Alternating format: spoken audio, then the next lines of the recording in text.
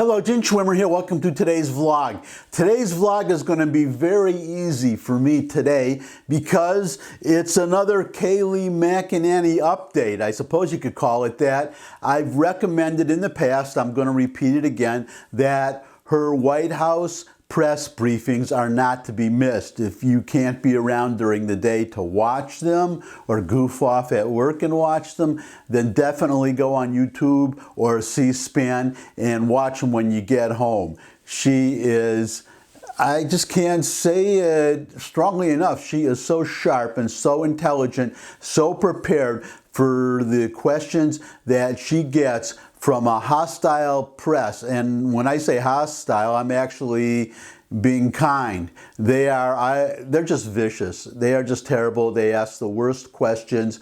Every question, just about every question, is an attack. It just really speaks so badly of the press. They were not that bad when I was young. But of course, when I was young, there were only 3 networks. There was no cable, no internet, just ABC, NBC, CBS. That was really it. And NPR or PBS, the public TV station. That was really it. Those were your only choices. So maybe that's why they were nicer in those days, because they really had a monopoly on the news. So I guess they're feeling a little miffed these days because there are alternatives.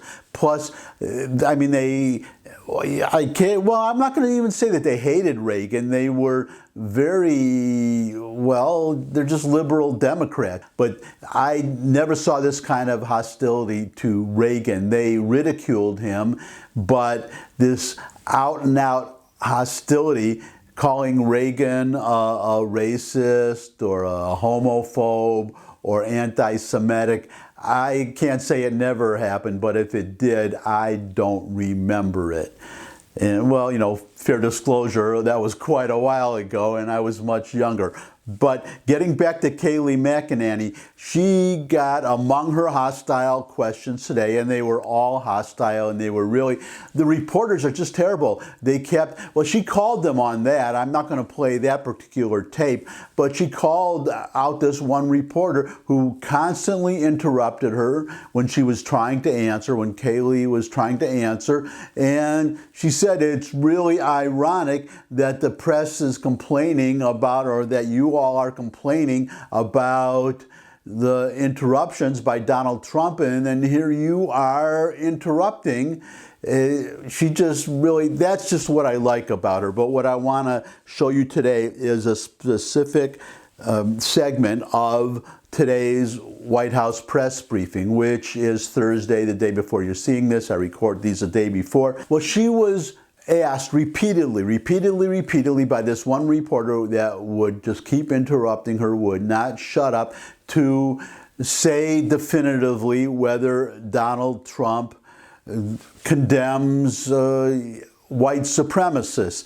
She listed a whole litany, a whole list of times that Trump has done exactly that. And it's very interesting because the reporter who asked the question, or one of the reporters, it turned out, well, she tweeted after the press conference, she tweeted the press briefing, she tweeted out a tweet that showed the reporter's own wife, his own wife, I think it was John Roberts was the reporter from Fox, his own wife asking Trump personally on one of these press things where they kind of grab the president as he's on his way to a helicopter or someplace off to an engagement. He was asked specifically by the reporter's wife, and he answered. He condemned white supremacists, and this all came up because of this group that I never heard of until the press started mentioning them, which is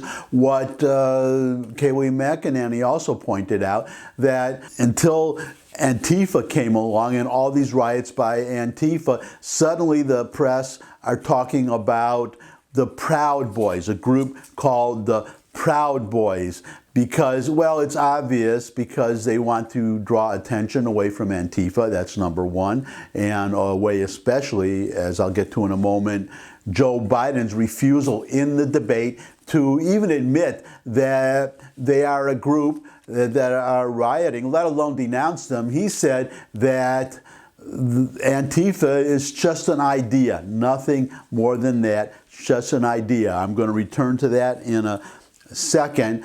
But this whole business of the Proud Boys, it's just to say, well, it's whataboutism, what they call whataboutism. You may have heard the term whataboutism coming from, well, you mentioned Antifa, what about the Proud Boys? That's the only group they can point to as a group of white supremacists. Never mind that they are not rioting, but also never mind that they are not white supremacists. If they are, then they have a strange way of selecting their leaders, because the leader of the Proud Boys is a black Hispanic American. It's just so ridiculous. And Kayleigh McEnany called out this reporter about these emphases on the Proud Boys and about Joe Biden.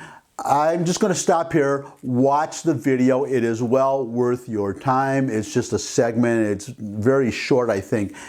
But watch. Oh, and I guess I'm going to have to throw this in. McEnany does this all the time, which is why it is worth watching her, because she'll take questions, and then at the very end of the briefing, she'll make a statement like the one you're about to see, call out the press, and then she just turns around and walks away before they can say anything. So it's, well, they try to shout questions. The idea is that she makes a statement that is the last statement of the press conference, and she just leaves it hanging there, and that's what you, the viewer, are left with. So without further ado, watch. Of poverty and given opportunity because of this, among another number of items, I should say, in the plan, where he wants to prosecute the KKK as domestic terrorists and make lynching a federal crime. Again, all of that lost upon the media as they misreport, take out of context, ignore the verbatim words of this president when he denounced white supremacy yesterday, when he denounced it at the debate, when he's denounced it more than any other president in modern history. And in fact, something else lost upon the media is the absolute turning of a blind eye to Antifa. Carrying the water for Democrats, the media, it apparently agrees with Jerry Nadler that Antifa violence is a myth. In August Senate hearings, Democrats refused to condemn Antifa. Again, no journalistic curiosity here, despite the fact that Andy Nadeau, who was a victim of Antifa, said Democrats, he should add the media too, have mastered the art of making its violence appear innocuous. Their violence isn't innocuous. Antifa is not an idea. Andy Nadeau can tell you that because he was beaten by a group of protesters, Antifa protesters, suffering brain bleed. Another man can tell you this, who in 2019, the victim, his name was Adam Kelly, suffered from a concussion and got 25 staples in his head, but still silence from Democrats, ignoring this group from Democrats. And in fact, as we just saw recently, there was a Trump supporter who was killed by a 100% Antifa man. That is how he described himself. And again, no reporting here, but I guess I did the job of the media by getting this information myself. This man who was 100% Antifa, this man, in fact, had been arrested before at 2 a.m. on July 5th in a public protest carrying an illegal weapon. He resisted arrest. He was taken to jail where he was merely given a citation, put back on the streets, and the very next month, this 100% Antifa man was lying in wait before he killed an innocent Trump supporter. Ideas do not target police officers. Ideas do not burn down buildings. Ideas do not kill innocent Americans. Organizations do. And Democrats should condemn this shameful group in the same manner President Trump continues to condemn white supremacy.